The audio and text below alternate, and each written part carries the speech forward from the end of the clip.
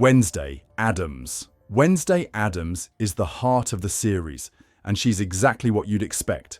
Morbid, sharp-tongued, and allergic to anything resembling normal teenage life. But this version of Wednesday isn't just about witty comebacks. She's a detective, a fighter, and most importantly, a psychic. Her visions throw her headfirst into a murder mystery at Nevermore Academy, forcing her to embrace the very powers she often wishes she didn't have.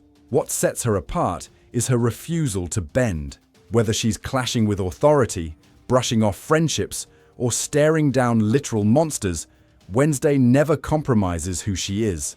And yet, over the course of the season, she does change, subtly. She learns that pushing people away doesn't make her stronger, and that even someone who thrives in solitude needs allies. Wednesday's character is a balance of tradition and evolution. She keeps the Addams family's dark charm alive, but she also grows into something new. A heroine who doesn't just laugh at the darkness, but actively fights it. Every vision, every death, and every clue points back to her, proving that Wednesday Addams isn't just a bystander in a spooky world. She's its anchor. Morticia Addams. Morticia Addams, Wednesday's mother, may only appear briefly, but her presence looms large. She embodies the elegant, gothic matriarch we know from the Addams legacy. But in Wednesday, her role is more complicated. Morticia is a former Nevermore student, and her past ties directly into the mystery surrounding the Gates family. The flashbacks reveal she was once caught in the same web of violence and prejudice that Wednesday faces now. Morticia is also the source of Wednesday's psychic powers. Her side of the family carries the gift, or curse, of visions, and she knows firsthand how dangerous and consuming they can be. This gives her an authority that no one else in the story has. When she warns Wednesday about the cost of her abilities, it isn't melodrama. It's lived experience. Her dynamic with Wednesday is fraught with tension. Wednesday rejects her mother's attempts to bond, seeing them as overbearing or insincere. But underneath the cold exchanges, there's a thread of connection neither can deny. Morticia represents the path Wednesday could take if she embraced family and tradition, but also the pitfalls of being consumed by the past. Gomez Addams. Gomez Addams is the devoted, romantic father who balances Morticia's elegance with warmth and passion. In the series, his role goes beyond comic relief. He's tied directly to the murder mystery that shadows Wednesday. Decades earlier, Gomez was accused of killing Garrett Gates during a violent altercation at Nevermore. For years, this supposed crime hung over his head, making him a symbol of the long feud between the Addamses and the Gates family. But, as Wednesday discovers through her visions, Gomez wasn't the killer. Garrett had been poisoned by his own father, making his death inevitable. This revelation clears Gomez's name, but the guilt he carried shows his loyalty and protective nature. He would rather bear the stain of a crime than let Morticia suffer. Personality-wise, Gomez is as flamboyant and affectionate as ever, showering Morticia with constant adoration and supporting Wednesday unconditionally, even when she barely acknowledges it. His role may not dominate the screen, but it adds heart and history to the story. Gomez isn't just a background character. He's living proof that the Addams family's eccentricity is matched only by their devotion to each other. Pugsley Addams. Pugsley Addams, Wednesday's younger brother, only appears briefly in the series, but he serves a vital role in establishing her character. At his school, Pugsley is bullied mercilessly, and when Wednesday finds him stuffed into a locker, she takes brutal revenge on his tormentors. That moment sets the entire show in motion, leading to her expulsion and eventual transfer to Nevermore Academy. Pugsley himself is portrayed as shy, quiet, and somewhat passive, the opposite of Wednesday's sharp, relentless personality. But that contrast is the point. He doesn't fight back against his bullies, and he doesn't lash out, which makes Wednesday's protective streak stand out even more. Their sibling bond isn't expressed through hugs or affection, but through violence and loyalty. For Wednesday, no one hurts her brother except her. Though he doesn't appear much after the pilot, Pugsley represents home and the ties Wednesday can't cut loose, no matter how much she insists she's better off alone. His vulnerability highlights her ferocity, reminding the audience that beneath the dark humor and deadpan wit, her actions are fueled by a very real, very fierce love for her family. Thing, the disembodied hand, might be the strangest character in the show, but he's also one of the most beloved. Sent by Morticia and Gomez to watch over Wednesday at Nevermore, Thing quickly becomes her most reliable ally. Where others argue with her or doubt her theories, Thing simply gets the job done, snooping through rooms, delivering notes, or literally breaking into places she can't. Despite having no voice and no face, Thing's personality shines through. His gestures, taps, and frantic scribbles on paper make him one of the most expressive characters on screen. He's loyal to a fault, even risking his own life when he's stabbed by Laurel Gates. That moment, when Wednesday fears she's lost him, reveals just how much she values his companionship. Thing symbolizes the Addams family's quirky brand of love, unconventional, unsettling, but unshakably loyal. For Wednesday, who struggles to trust people, Thing is the exception. He proves that friendship doesn't need words, and that sometimes the strangest ally is the most dependable. Without him, Wednesday's investigation would have stalled a dozen times over. With him, she always has a hand, literally ready to help. Enid Sinclair. Enid Sinclair is Wednesday's polar opposite, and that's exactly why she works so well as her roommate. Bright, bubbly, and dressed in every color Wednesday despises, Enid is a werewolf who hasn't yet wolfed out. Her cheerful energy and obsession with social media mask her insecurities about not fitting in with her pack or living up to her family's expectations. At first, Enid and Wednesday clash constantly. Wednesday finds her exhausting, while Enid struggles to break through Wednesday's icy exterior. But over time, Enid becomes Wednesday's most loyal friend, proving that optimism isn't weakness, it's resilience. Their friendship peaks during the finale, when Enid finally transforms into her wolf form and saves Wednesday's life in the battle against the Hyde. Enid isn't just comic relief, she's the emotional backbone of the show. She proves that belonging doesn't come from meeting others' expectations, but from finding people who accept you as you are. In a series full of betrayals and dark secrets, Enid's loyalty shines brighter than anything else. Bianca Barkley. Bianca Barkley enters the story as Nevermore's Queen Bee. A siren with hypnotic powers, she initially seems like a stereotypical rival, beautiful, popular, and quick to clash with Wednesday. But Bianca is far more layered than her introduction suggests. Beneath her confident facade lies pressure. Pressure from her mother, who leads a cult-like siren community, and pressure to maintain her status at Nevermore. Her siren song gives her influence, but it also isolates her. Others fear or resent her abilities, leaving Bianca constantly proving that she's more than her powers. Her rivalry with Wednesday eventually evolves into respect, even reluctant alliance, as both recognize each other's strength. Bianca becomes especially important when the threat of Laurel Gates looms. She steps up, not out of loyalty to Wednesday, but because she knows Nevermore itself is at risk. By the end of the season, Bianca isn't just a rival, she's an ally, hinting at deeper arcs for the future. Her character proves that first impressions can be deceiving, and that even those who seem untouchable have battles of their own. Xavier Thorpe. Xavier Thorpe is an artist with a troubled gift. His drawings literally come to life. At first, he's positioned as a romantic interest for Wednesday, but his character quickly becomes central to the murder mystery. His visions through art make him a suspect in the Hyde killings, especially when evidence starts piling up against him. Despite his calm, thoughtful demeanor, Xavier struggles with feeling overlooked. His father is a famous psychic, and Xavier constantly lives in his shadow. This frustration makes his connection to Wednesday complicated. He clearly cares for her, but her relentless suspicion and emotional walls keep him at arm's length. Xavier's biggest arc is about trust. Wrongfully accused and imprisoned at one point, he becomes living proof of how dangerous prejudice and assumptions can be. By the end, Wednesday realizes she misjudged him, and while their relationship remains ambiguous, it's clear that Xavier represents stability and loyalty in her chaotic world. He's not the monster. He's the reminder that not everyone close to the mystery has something to hide. Rowan Laszlo. Rowan Laszlo is one of the first major turning points in the story. A student with telekinetic powers, Rowan is deeply insecure, bullied by his peers, and obsessed with his late mother's prophecy. That prophecy shows a girl resembling Wednesday destroying Nevermore, and Rowan becomes convinced it's his mission to kill her before the vision can come true. This obsession leads to one of the earliest shocks in the season.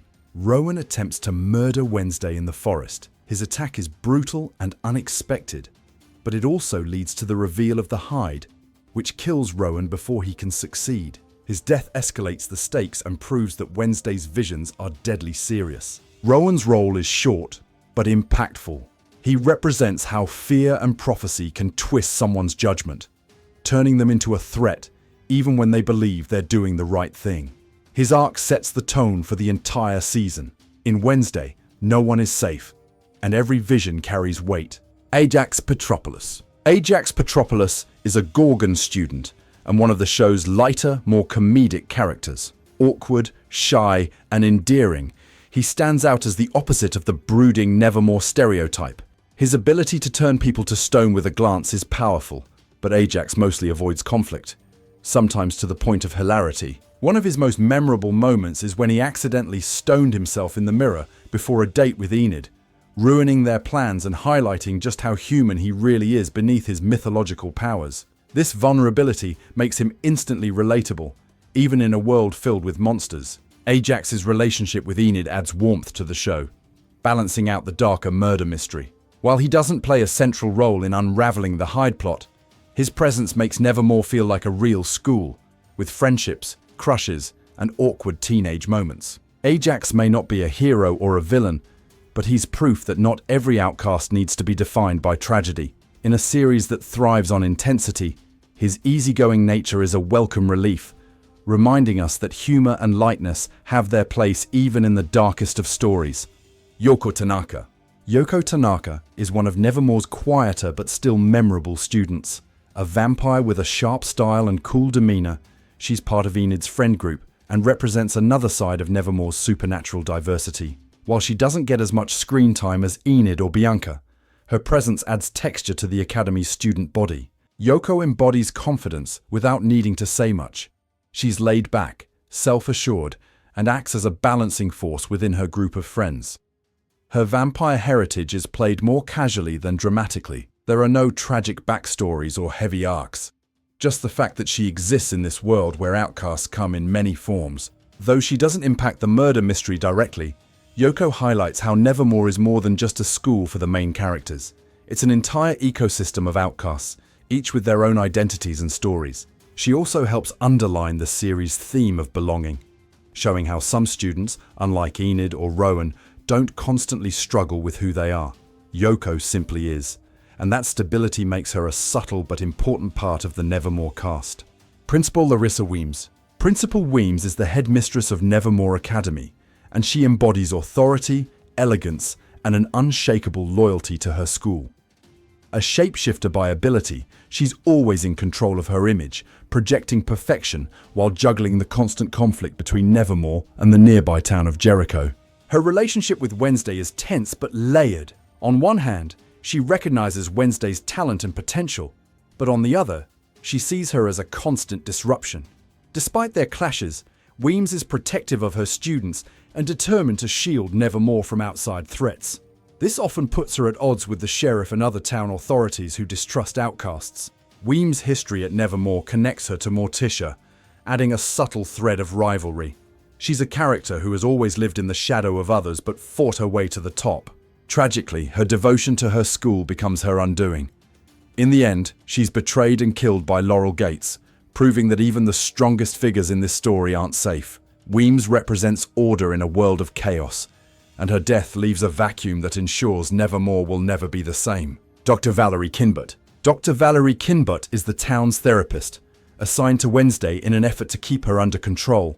On the surface, she's warm, supportive, and genuinely interested in helping her patient. But in a show full of suspicion and double crosses, even kindness feels like a red flag. Throughout the season, Dr. Kinbot is positioned as a potential suspect in the Hyde murders. Her sessions with Wednesday often dig into uncomfortable territory, probing at her visions and dark impulses. For a while, the mystery makes it easy to believe that Kinbot could be manipulating events from the shadows. But in reality, she's one of the few adults who truly is on Wednesday's side. Her concern is genuine, her guidance sincere. Unfortunately, that makes her a liability. When she gets too close to the truth, Laurel Gates uses Tyler, the Hyde, to eliminate her. Her death is brutal and sudden, underlining just how ruthless the villains really are. Kinbot's character is a reminder that not every suspicious figure is a villain, and not every ally is safe. In the dangerous world of Wednesday, even the well-meaning can end up as collateral damage. Tyler Galpin. Tyler Galpin is introduced as the friendly, charming barista who quickly becomes one of Wednesday's closest confidants. On the surface, he's the normal guy surrounded by a world of outcasts, someone who offers Wednesday a rare chance at connection outside Nevermore. Their bond grows into something more, culminating in a kiss that suggests Wednesday may actually be lowering her guard. But Tyler is living a double life. He's not just the sheriff's son or the boy next door, he's the Hyde. Manipulated and unleashed by Laurel Gates, Tyler is responsible for the brutal murders that haunt Jericho. The reveal is devastating because it turns Wednesday's rare moment of vulnerability into her greatest betrayal. What makes Tyler complex is that his role as the Hyde isn't entirely black and white. His relationship with his father is strained, his upbringing troubled, and his sense of self torn apart by manipulation. Still, he embraces the violence, taking pleasure in the monster within. Tyler represents the danger of trust in a world built on secrets. For Wednesday, his betrayal isn't just about the murders. It's proof that even the people who get closest to her can become her worst enemies. Sheriff Donovan Galpin. Sheriff Donovan Galpin is Tyler's father and Jericho's lawman, and he spends most of the season as a skeptic, deeply distrustful of Nevermore Academy and its outcast students. His tension with Principal Weems underscores the town's long history of prejudice, and his dismissive attitude toward Wednesday's theories makes him both an obstacle and, at times, a reluctant ally. The sheriff's personal life bleeds into the mystery. His strained relationship with Tyler is central. He believes his son is troubled, but doesn't realize just how deep the darkness runs. His blind spots as a father mirror his blind spots as a sheriff, leaving him constantly one step behind the truth. Still, Galpin is far from useless. His suspicion of Nevermore has some grounding. There are monsters and killers tied to the school, and his investigative instincts eventually circle closer to the real threat. But by the time the truth comes out, it's too late. Sheriff Galpin represents the human side of Jericho, flawed, biased, but also determined. He's not a villain, but his inability to see past his assumptions makes him part of the problem. In the end, he's left to reckon with the horrifying truth about his own son. Garrett Gates. Garrett Gates is the tragic figure whose death sets the entire story in motion. Decades earlier, he stormed into Nevermore Academy with a vial of poison, intent on killing the students inside. During the altercation, he died, and for years, Gomez Adams was believed to be his murderer. But Wednesday's visions uncover the truth. Garrett had already been poisoned by his own father, desperate to force him into carrying out the attack. His death wasn't the result of a duel, or even Gomez's actions. It was the inevitable outcome of a twisted family plan. Though Garrett appears only in flashbacks, his legacy looms large. His death fuels the Gates family's vendetta, giving Laurel the justification to return decades later and continue the fight against Nevermore. In this sense, Garrett is both victim and catalyst, used by his family in life and remembered as a martyr in death. Garrett's story is a stark example of how hate corrodes from within. He wasn't just killed by poison, he was destroyed by the prejudice that defined his family. His death shows that the real monster isn't the Adams family or Nevermore, but the blind hatred that drove the Gates legacy.